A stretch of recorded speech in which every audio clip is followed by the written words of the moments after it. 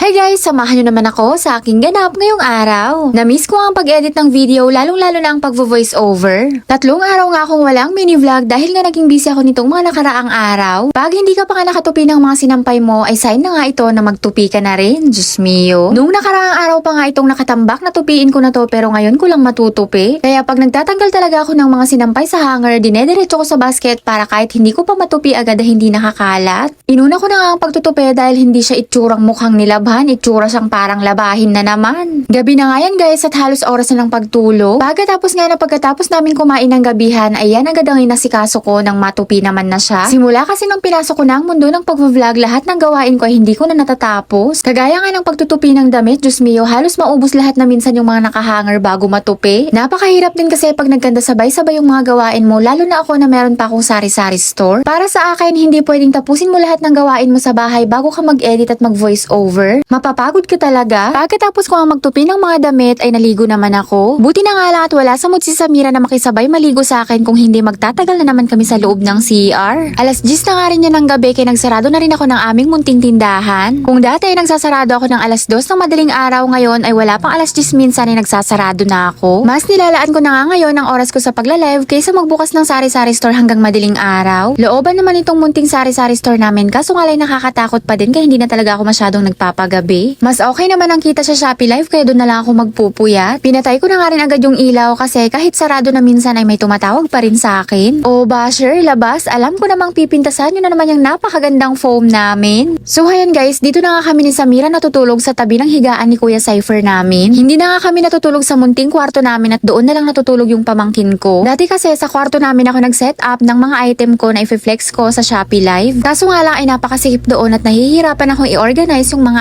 item. Kaya nilipat ko na nga lang lahat dito sa may sala namin para kahit nagla-live ako nakikita ko si Samira na nakahiga at tulog na. Sa mga oras na yan ay kausap ni Samira ang kanyang daddy. Tuwing tatawag naman ng daddy niya ay hindi ko na makausap dahil gusto niya siya lang ang kakausapin ng daddy niya. Diyos mio. Inayos ko na nga rin ang higaan ni Kuya Cypher namin para mamaya hihiga na lang siya. Naglabas nga ako ng isang parcel na hindi ko pa na-videohan at balak ko ang gawan sana ng content. Madami pa nga akong parcel na nakastock na hindi ko pa na-open at yung iba na-open ko na pero hindi ko pa nagagawa ng video. Yung iba nga doon ay padala ng mga nag-i-email sa akin, yung iba free sample at yung iba naman ay check out ko. Bali itong LED makeup mirror ay check out ko to. Nabasag kasi yung malaking salamin namin kaya kailangan ko talaga. Heto nga lang muna ang napili kong i-check out para hindi takaw space. At talaga namang nagustuhan ko siya at napakaganda. Meron na nga rin 3 kulay yung pinakailaw niya. White light, bright light at saka soft light. At meron na rin siyang 90 degrees rotation. Touchscreen control light din siya. Pwede mong hinaan yung ilaw at pwede mong lakasan. Sa mga may gusto guys, ilalagay ko na lang yung link sa comment section. Magpapabudol na yan. Mag-check out na yan. Habang sinusubukan ko nga kung paano gamitin tong LED makeup mirror na to ay syempre nandyan na naman ang makulit. Kung curious ako ay syempre mas curious siya kung paano gamitin. Walay na naman, hindi na naman matutuloy ang plano kong magawa na ng video yung mga nakastock kong parcel. Tingnan nyo naman at pinaalis pa niya ako at siya na nga lang daw ang uupo at siya na daw bahala magpindot. Pag ganitong gising pa talaga siya ay hindi talaga ako makapag-video ng maayos dahil nga nangingialam siya. Tinago ko na nga lang muna at baka mapundi na hindi ko pa nagagawa ng video. Umupo na nga lang muna ako at sabi ko nga ay mag-i-edit na lang muna ako ng video. Para bukas pag gising ko ay mag-voice over na lang ako, hindi na ako mag-i-edit. Kaso nga lang ay may batang makulit talaga. Wala talaga akong nagagawa or natatapos pag may batang makulit at naglalambing. No choice talaga at kailangan mong tumigil dahil naghahanap din sila ng atensyon. Aminado talaga ako minsan na nawawalan talaga ako ng oras makipaglaro kay Samira. Pero balang araw, paglaki niya, maiintindihan niya din lalo na pag napanood niya tong mga mini vlog ko. Dahil hindi naman ako makapag-concentrate sa pag-edit ng video at mag-shoot ng mga parcel na nakastock. Tumigil na nga lang ako at kinukulit ako ni Samira. Tatabihan ko na nga lang muna siya at maglalambingan na lang muna kami.